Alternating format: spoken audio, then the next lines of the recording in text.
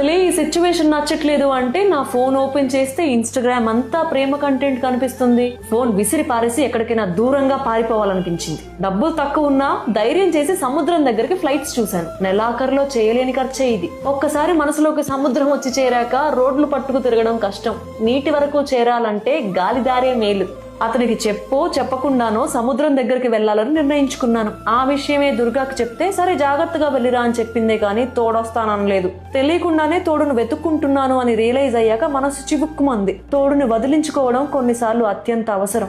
సాయంత్రం అతని ఇంటికి వచ్చిన తర్వాత వెళ్ళాలి అని చెప్పాను. ఇంకా వారం ఉందిగా అప్పుడే ఎందుకు అన్నాడు అతను. వ్యాలంటైన్స్ డే జరుపుకోవడం అంత అవసరమా అని ఇంకో మాట.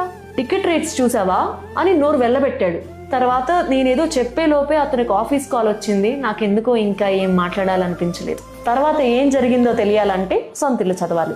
సొంతిల్లు is now available on Amazon. Order your copy today.